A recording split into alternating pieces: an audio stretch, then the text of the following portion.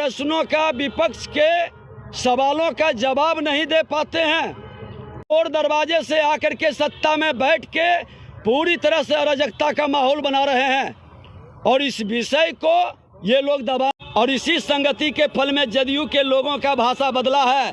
ये जंगल राज वाले को जनता राज कह के गुंडा राज में तब्दील कर रहे हैं, इनको नहीं जानकारी है।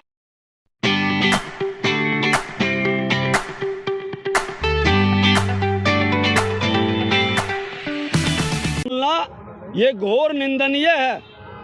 ये लोकतंत्र की हत्या करने वाले लोग हैं, इनको लोकतंत्र में विश्वास नहीं है। सत्ताधारी दल के लोग गुंडे पर उतर चुके हैं। विपक्ष के प्रश्नों का, विपक्ष के सवालों का जवाब नहीं दे पाते हैं।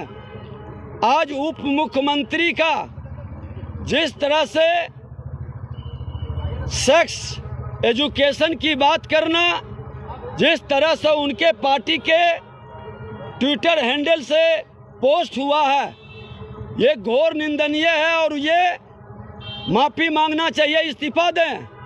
ये लोग चोर दरवाजे से आकर के सत्ता में बैठ के पूरी तरह से अराजकता का माहौल बना रहे हैं और इस विषय को ये लोग दबाना चाहते हैं, बोलने नहीं देना चाहते हैं। हमने तो खुल करके जब सहयोग किया है, आरक्षण का हमने समर्थन किया है, उसके बाद विपक्ष की आवाज़ को नहीं सुनना, ये जान के भ्रम का वातावरण फैलाना, विषय को डाइवर्ट करना, विषयांतर करना, क्योंकि इनका नीयत साफ नहीं है। पहले भी देखा गया है कि नीयत साफ नहीं रहने से नीति हमेशा प्रभावित होती है और फिर वही खेल ये खेल रहे हैं। हम तो चाहते हैं कि पूरे बहस के साथ विपक्ष की बात को सुन करके संशोधन पर ध्यान केंद्रित करके आप बेहतर लाएं और करें। हम तो समर्थन के लिए तैयार हैं, लेकिन सदन के अंदर जिस तरह से धमकी का वातावरण बनाना सत्ताधारी दल के द्वारा ये दुखद दुर्भाग्यपूर्ण है। उप मुख्यमंत्री को क्षमा ही नहीं, इस्तीफा देना चाहिए। वो गुंडा राज स्थापित करना चाहते हैं। जेडीयू के प्रवक्ता से विधायक है डॉक्टर संजीव, उन्होंने कहा है, अंतिम चेतावनी दी है कि अगर आप लोग नहीं मानेंगे, सदन को डिस्टर्ब करेंगे तो फिर हम समझा देंगे। धमकी अपने पास रखे हो। ये गुंडे के भाषा संगति से गुण होत है।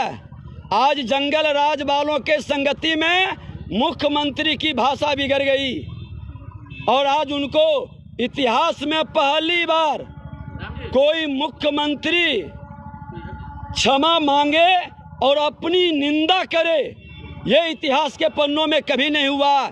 ये संगति का फल है और इसी संगति के फल में जदयू के लोगों का भाषा बदला है।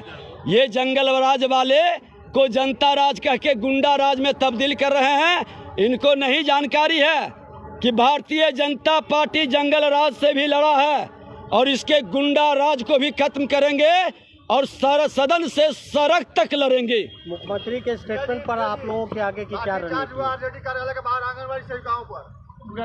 ये लोगों की आवाज दबाते हैं। आंगनबाड़ी सेविका सहायिका का उचित मांग है, उसको सुननी चाहिए और जितने लोग सही अपने डिमांड सरकार की कमी को और अपनी सही मांग को मांगता है, उसकी लाठी की भाषा से समझाते हैं।